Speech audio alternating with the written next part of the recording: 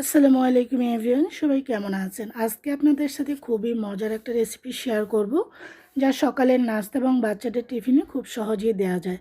আজকে আলু এবং আটা দিয়ে খুব লোভনীয় একটা ঝটপট ব্রেকফাস্ট এবং টিফিনের আইটেম তৈরি করে দেবো, যেখানে সকালে কোনো ঝামেলায় পোহাতে হবে না। চলে যাচ্ছি রেসিপির মূল পর্বে।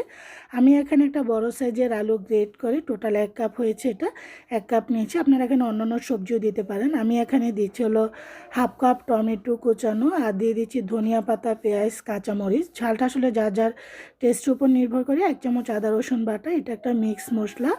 স্বাদ অনুযায়ী লবণ, একটু হলুদ, সুন্দর একটা কালার আসার জন্য দিয়ে দিচ্ছি আটা। যেহেতু আটাটা আমাদের সবার বাসায় কম বেশি থাকে, সেজন্য আমি আটাটা দিয়ে করছি। এটা আটা, ময়দা দিয়ে, চালের গুঁড়া দিয়ে, বেসন দিয়ে করতে পারেন। এখন আমি ভালো করে চামচটা দিয়ে প্রত্যেকটা জিনিস মিক্স করে নিচ্ছি। তবে আলুটা এভাবে গ্রেট করে দিলে আলুটা খুব সুন্দর সিদ্ধ হয়ে যায়।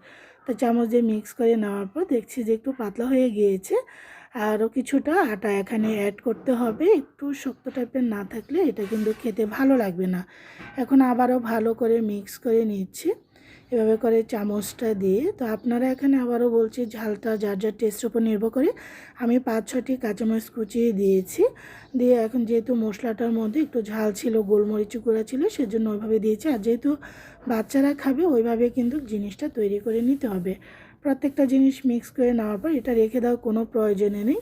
এখন আমি এই চাপটিটা, এটা একটা চাপটি, এটার উপরে যে ইয়েটা দিব, এখানে একটু পেঁয়াজ কুচানো, ধনিয়া পাতা এবং কাঁচামরিচ কুচানো, একটু লবণ দিয়ে একটা ম্যাগি মশলা দিয়েছি, এটার উপরে একটু ছড়িয়ে দিব।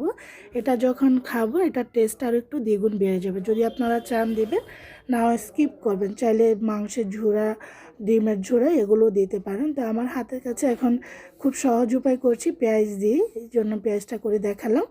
তো একটু ম্যাগি মশলা বা চাট মশলা, চটপটি মশলা দিলে টেস্টটা ভালো আসে।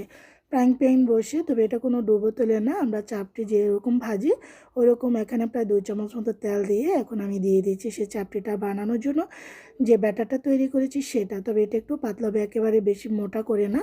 চামচটা ছড়িয়ে ছড়িয়ে আমি পাতলা করে নিচ্ছি। যত বেশি পাতলা হবে এটা তত ক্রিস্পি হবে, ভিতরেরটা সফট হবে, উপরটা একদম মুড়মুড়ে হবে, খেতে অনেক বেশি ভালো লাগে, ভেতরটা সফট থাকে। এভাবে করে আমি ছড়িয়ে দিয়ে ঢাকনা দিয়ে ঢেকে আমি রেখে দেব। তারপরে এখানে যে এটাকে দিয়ে দিচ্ছি। একটু কাঁচা অবস্থায় দিলে এটা কিন্তু সুন্দর লেগে যায়। যখন এটা হয়ে যাবে তখন দিলে কিন্তু এটা ধরে রাখবে না। একটু কাঁচা অবস্থা দিলে তখন কিন্তু পেঁয়াজ, কাঁচামরিচ, ধনিয়া পাতাটা ধরে রাখলে তখন এটা পড়ে যাবে না। ঢাকনা দিয়ে ঢেকে দিচ্ছি। ঢেকে দেওয়ার পরে চলে আসছি, দেখছি কেমন। তো এটা আলহামদুলিল্লাহ খুব সুন্দর কিন্তু হয়ে গিয়েছে। একটু একটু আলগা করে দিচ্ছি, সাইডগুলোর নিচ সাইডটা কেমন আসছে। আস্তে আস্তে কিন্তু খুব সুন্দর একটা গোল্ডেন কালার চলে আসছে। আর একটু ঘুরিয়ে ঘুরিয়ে দিচ্ছি, কারণ অনেক সময় চুলার আগুন এক এক সাইড এক এক রকম থাকে। এখন আমি একটা প্লেটে করে উঠিয়ে তারপরে আমি এখানে এটাকে উল্টিয়ে দিয়েছি। যে উপরটা এত সুন্দর ক্রিস্পি হয়েছে, আসলে ন্যাচারাল আওয়াজটা রাখলে আপনারা এটা বুঝতে পারতেন এটা কতটা মুচমুচে ছিল উপরেরটা।